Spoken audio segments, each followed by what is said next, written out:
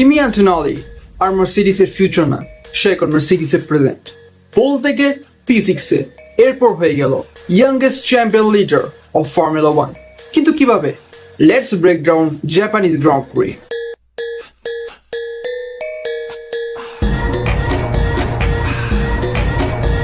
সুজুকাতে যা হলো সেটি ফর্মুলা 1 এর ইতিহাসে সুবর্ণ অক্ষরে লেখা থাকবে। কিমি অ্যান্টোনেলি বয়স মাত্র 19 বছর।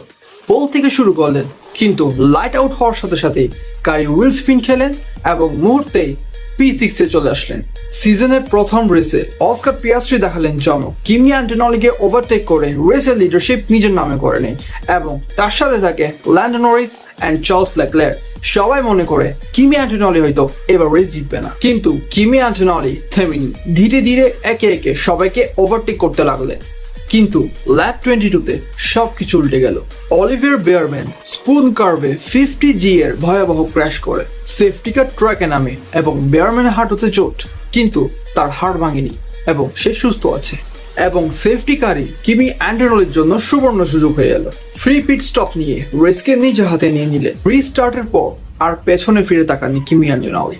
Result: P1 Kimi Antonelli, P2 Oscar Piastri, P3 Charles Leclerc, P4 George Russell, P5 Lando Norris and P6 Lewis Hamilton. Wait, তাহলে ম্যাক্স ভার্স্ট্যাপেন, যিনি কিনা টানা 4 টাইম সুজুকাতে চ্যাম্পিয়ন হন, তিনি কোথায়? সো ম্যাক্স ভার্স্ট্যাপেন P11 থেকে স্টার্ট করে এবং কোনো রকমে P8-এ ফিনিশ করে। তার মানে কি ম্যাক্স ভার্স্ট্যাপেনের ডমিনেন্ট অ্যান্ড স্পার্ক কি শেষ? অফকোর্স নট, কারণ তিনি কিছুদিন আগে 21 মার্চ 2026 জার্মানির নারবার্গে NSL 2 4-hour এন্ডুরেন্স রেসে চ্যাম্পিয়ন হন এবং তার গাড়ি ছিল মার্সিডিস AMG GT3। কথা পানির মতো ক্লিয়ার। মেইন প্রবলেম রেড বুলের গাড়িতে।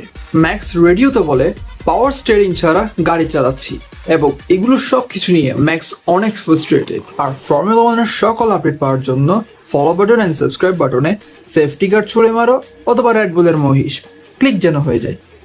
ক্যারিমিনাটি ভাই বসছে, দাঁড়া CarryMinati.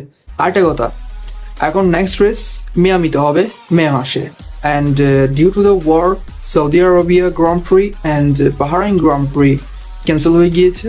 So see you in my next video.